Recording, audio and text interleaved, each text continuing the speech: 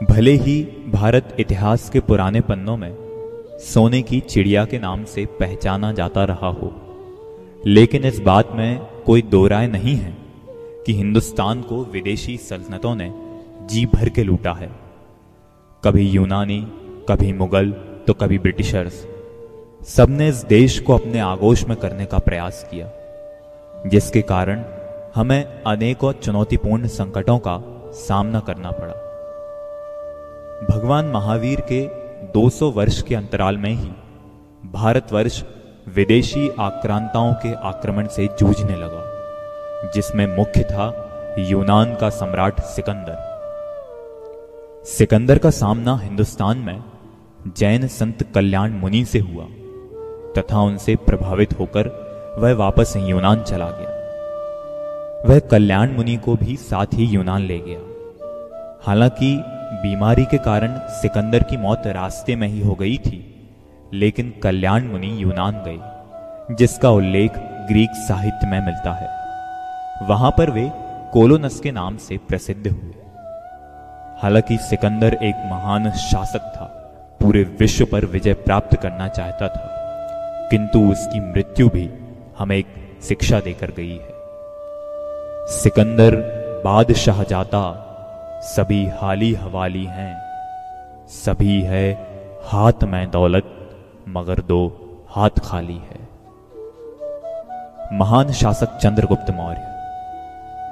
चंद्रगुप्त मौर्य ने राजगद्दी पर शासन करने के पश्चात जैन दीक्षा धारण की थी। चाणक्य जो उनके गुरु थे, उन्होंने भी जैन दीक्षा धारण की। प्राप्त उल्लेखों के अनुसार चंद्रगुप्त मौर्य जैन धर्म के अंतिम ऐसे राजा थे जो मुनि बने।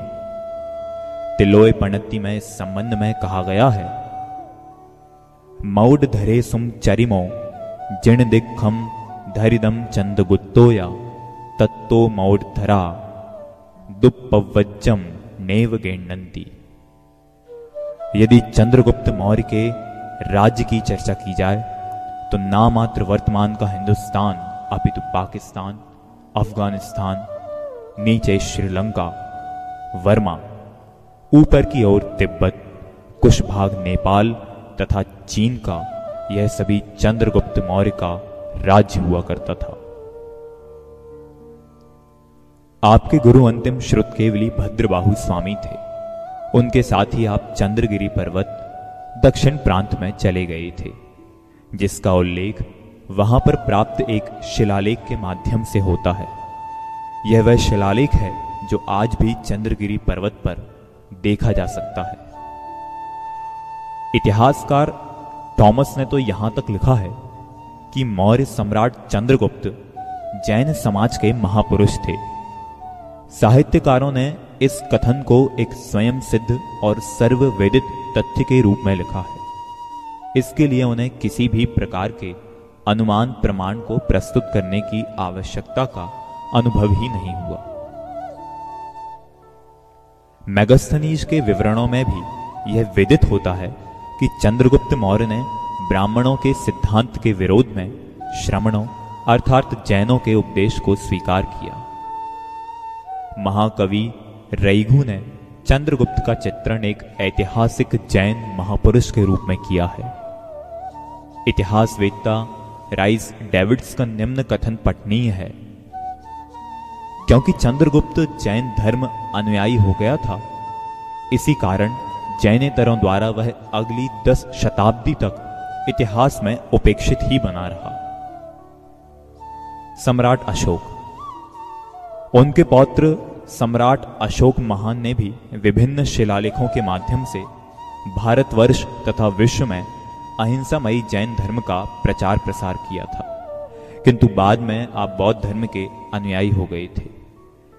यदि चंद्रगुप्त मौर्य की कुल परंपरा देखी जाए तो सर्वप्रथम चंद्रगुप्त मौर्य, पश्चात बिंदुसार, पश्चात अशोक, पश्चात कुणाल और तत्पश्चात संप्रति। राजा संप्रति। कुणाल ने जैन धर्म का प्रचार प्रसार किया ही, लेकिन उसके पुत्र संप्रति ने जैन धर्म का बहुत अधिक विस्तार किया। संप्रति एक प्रसिद्ध जैन शासक था। उसने जैन धर्म को ग्रीक, ईरान, मध्य भारत, दक्षिण भारत तथा दूसरी ओर श्रीलंका, नेपाल, चीन, बर्मा आदि देशों में भी फैलाया। उसके शासनकाल में 1,25,000 जैन मंदिरों का निर्माण हुआ और वे सभी मंदिर जैन अशोका के नाम से प्रसिद्ध हुए। जानते हैं जैन इतिहास का काला हिस्सा। जैन धर्मावलंबियों पर सर्वाधिक भयंकर हमले हिंदू पुनर्जागरण काल में हुए। यह लगभग 7वीं 8वीं सदी का काल है। इस दौरान दक्षिण भारत में एक ही दिन में 8,000 जैन साधुओं का कत्ल कर दिया गया था, जिसकी गाथा मीनाक्षी मंदिर में कमल सरोवर के पास खुदी हुई है, लेकिन उसके देखने पर अब प्रतिबंध लगा दिया गया है। इसी समय लगभग 1,000 जैन मंदिर धर्मांतरित कर दिए गए थे। इन मंदिरों में जैन स्थापत्य एवं मूर्ति कला के दर्शन आज भी किए जा सकते हैं। इन मंदिरों से जो प्रतिमाएं बाहर निकाल दी गईं, उनकी स्थिति आज भी विचारणीय है। ऐसे अनेकों तीर्थस्थल, मंदिर, तीर्थ क्षेत्र वर्तमान में हैं, जो आज जैन संगठन, जैन समाज से दूर हो चुके हैं। फिर चाहे वो तिरुपति बालाजी रहा हो, या फिर मीनाक्षी मंदिर, पद्माक्षी मंदिर रहा हो, या फिर कपिलेश्वर मंदिर, कुतुब मीनार रही हो, या फिर नागरकोइल नागराज का मंदिर। इस तरह अनेकों जैन मंदिर जैन समाज के हाथ से चले गए। वे मंदिर कौन थे, इन्हें जानने के लिए